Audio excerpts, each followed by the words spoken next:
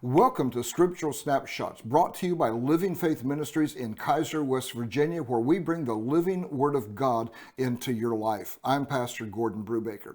We're still on the Ten Commandments, and today we're starting to, actually Friday, we started talking about the last 5 commandments. And I want to give these to you real quick. They are, you shall not murder, you shall not commit adultery, you shall not steal, you shall not bear false witness against your neighbor, you shall not covet your neighbor's house, you shall not covet your neighbor's wife, nor his male servant, nor his female servant, nor his ox, nor his donkey, nor anything that is your neighbor.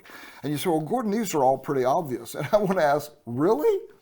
Really, when you look at today's society, when you look at some of the laws that are being passed today, and we want to say, well, these are pretty standard things. They're not standard anymore. They're not absolutes the way they used to be. You know, we watch Perry Mason, and Perry Mason, you shall not lie, you shall not cover the truth up, you shall not deceive, you shall. It's like, but today, it's kind of par for the course. You lie, you make things up, you make facts up, you make stories up. As long as it accentuates the point that you want done, we just make things up and we ignore facts, we ignore reality as it is because it doesn't promote our social agenda. And see, this is why these are no longer considered absolutes. I want to say this again. Just laws protect our endowed right to life, liberty, and the pursuit of happiness.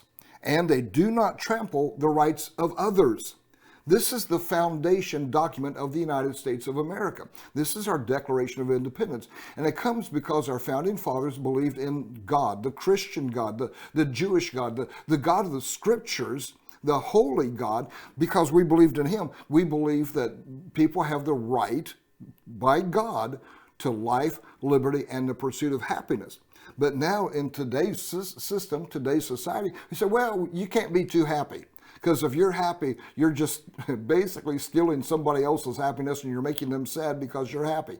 No. We can all be happy. There's enough happiness, there's enough joy to go around for everybody. But there's some people, and I'm serious about this, some people don't like it that you're having fun.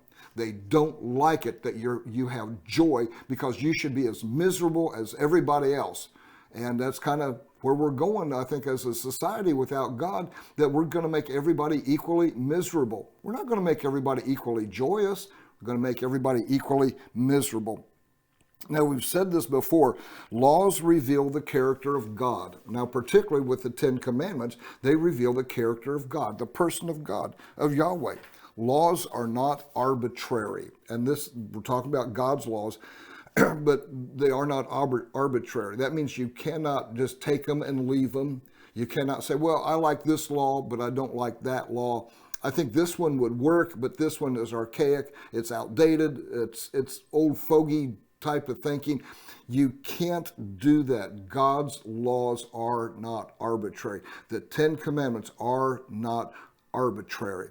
They speak to us of a God who is the same yesterday, today, and forever. And see, this is why laws are constant. Now, again, today, laws are not constant. Laws can change. We can make up new rules, and you say, well, these laws apply to these people, but not to these people. It's like, no. Once you start saying that laws only apply to a certain segment of society, it becomes automatically an unjust law. Why? Because it's treating people differently. It's dividing people into groups. I like to think of it this way. Congress doesn't have to abide by many of the rules that they pass. You know, they want a one-payer, single-payer health care plan, but it doesn't work for Congress because they know it doesn't work. And so they opt out of that rule to where they don't have to abide by the laws that they pass. That is setting up a tier of an upper class and a lower class. And this is basically, without God, this is what you get. God has created the middle class. God has created people to be able to rise from one level to another because God does not have a caste system. Now, some nations have a caste system. And what that means is whatever level you're born in, you cannot move up from that level. This is where you are for the rest of your life.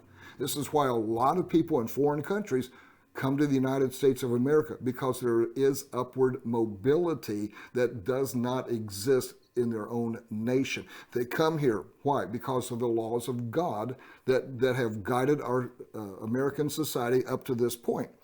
God's laws speak of God who never changes. He's the same yesterday, today, and forever. This is the God that America was founded on. It's the God of the Bible. It's the God who saves us. It's the God who delivers us.